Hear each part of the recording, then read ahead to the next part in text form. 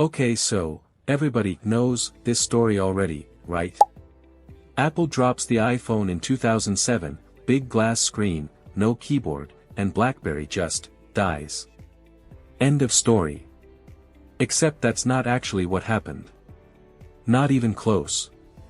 Here's the thing that blows my mind every time I look at this: BlackBerry's best year, like, its actual highest revenue, biggest shipments, most users ever, that happened in 2011. For years after the iPhone came out, they did almost $20 billion that year. So if Apple didn't kill BlackBerry, what did? Spoiler, it involves a phone screen that basically didn't work, a furious Verizon executive, and a company run by two CEOs who couldn't agree on anything. Let's get into it. So in this video I want to actually dig into what killed BlackBerry, or, well, Research in Motion, which was the actual company name. Most people forget that part.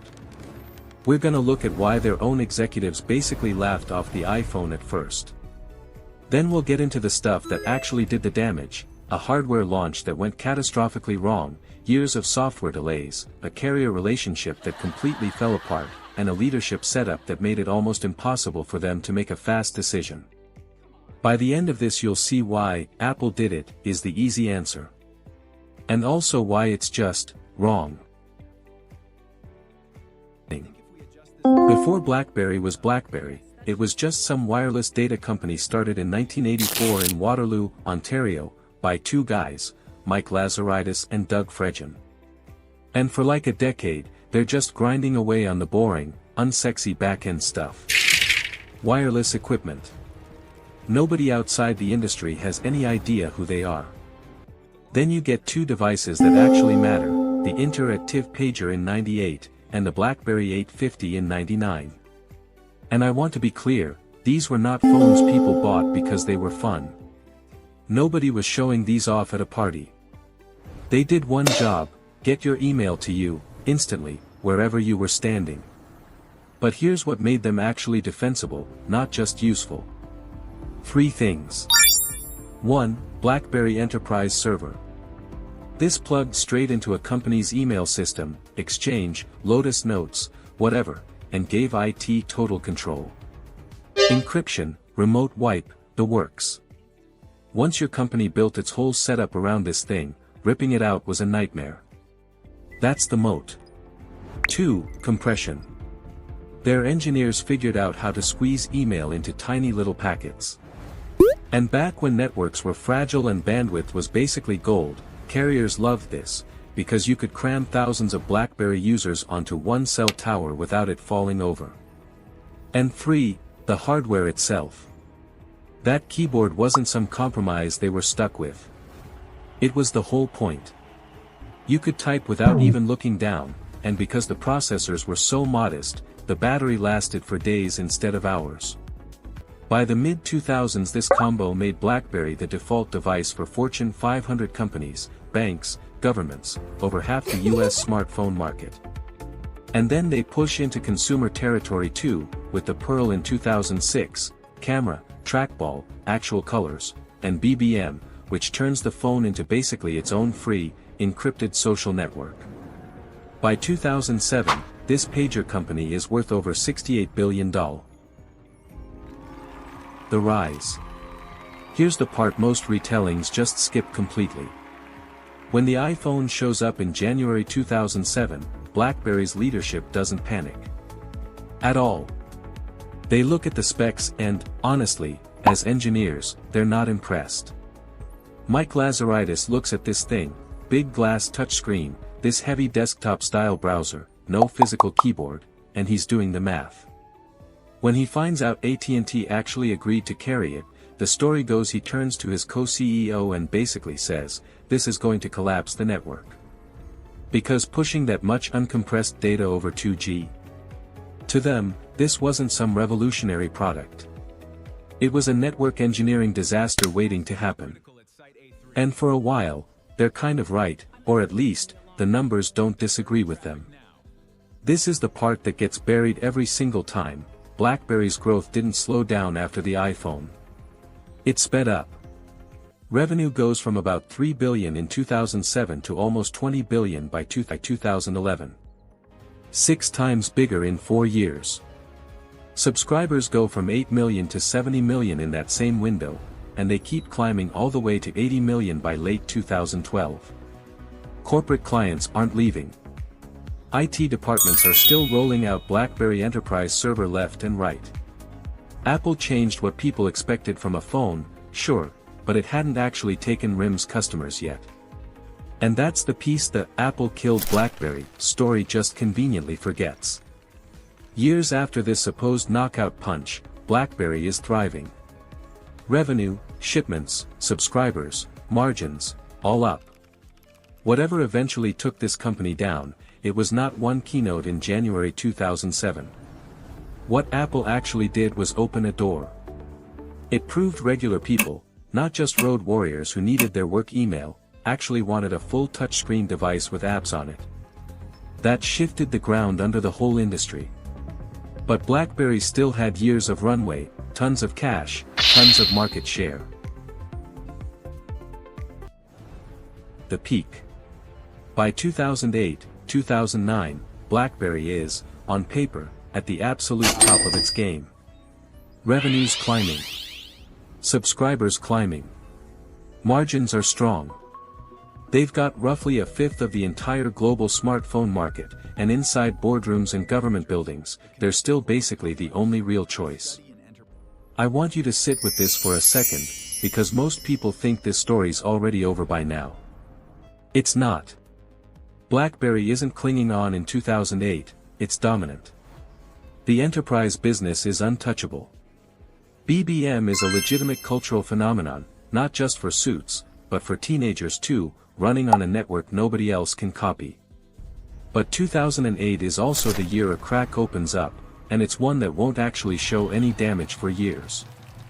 Verizon, the biggest US carrier, wants its own answer to the iPhone, because AT&T's got it locked up exclusively. So Verizon goes to the company it trusts the most. RIM. And RIM says yes to something totally outside their comfort zone, a touchscreen phone, no keyboard, on a brutal 15-month deadline. At the time, this looks like a flex. Proof that even in this new touchscreen world, carriers still need RIM.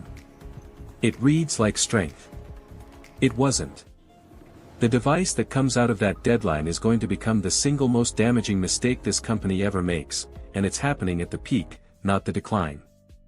And honestly, that's how a lot of these collapses go.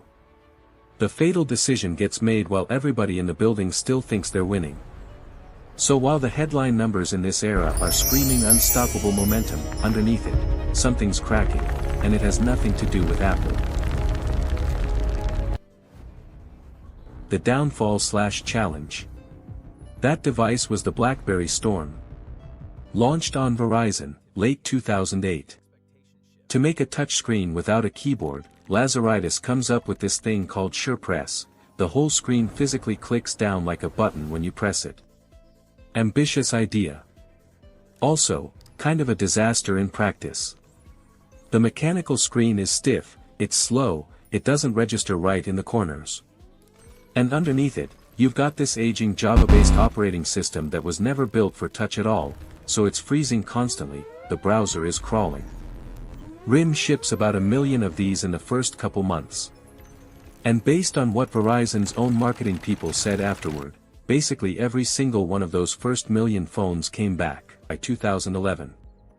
6 times bigger in 4 years.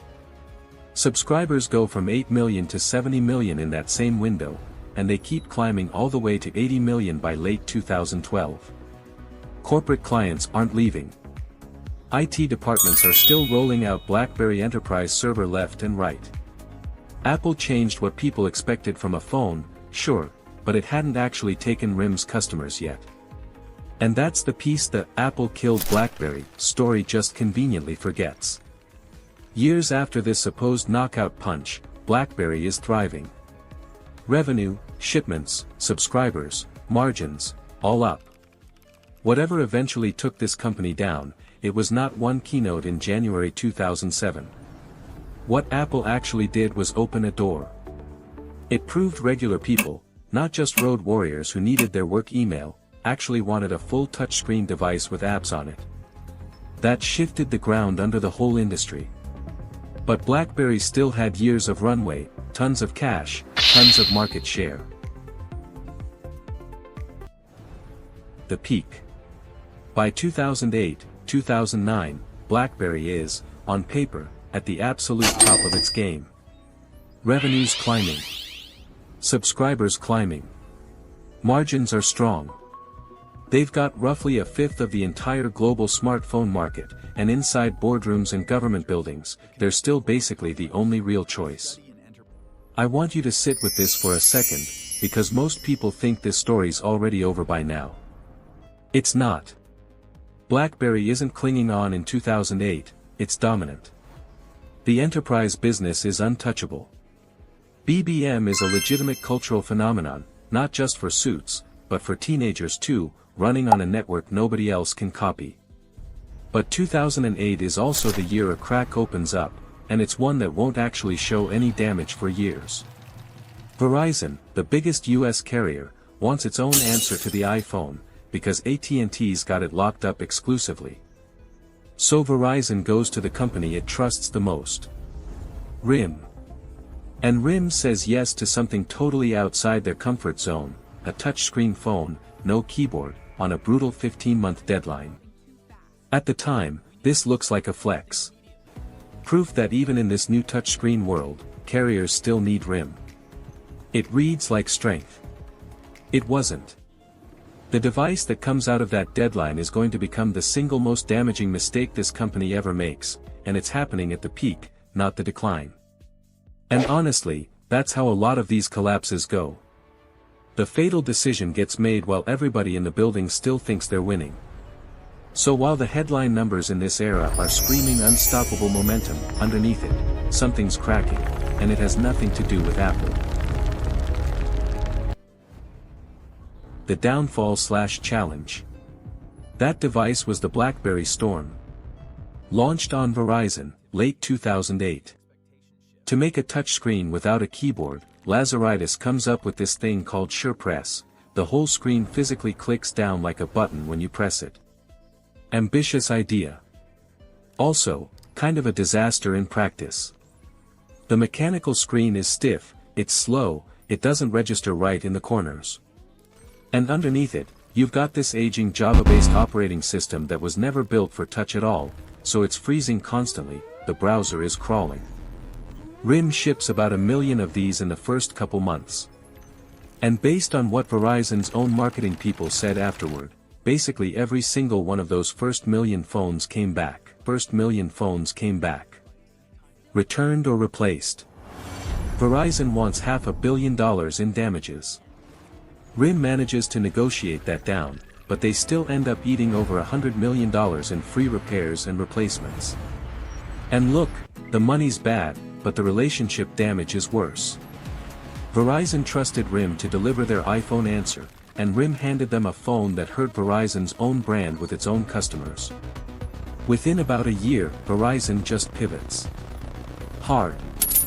They team up with Motorola and Google, launch the Droid campaign, and throw serious marketing muscle behind Android instead.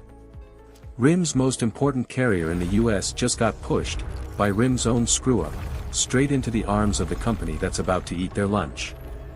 And that's just one front. Underneath all of this, BlackBerry's operating system, built back in the late 90s for pagers and text messages, remember, just can't scale to modern web browsing or apps. RIM keeps patching it, and every patch makes it less stable, not more capable. So they buy QNX in 2010, trying to build something actually modern. But folding that into a phone takes years. The Playbook tablet comes out in 2011 without even native email. Today and lessons.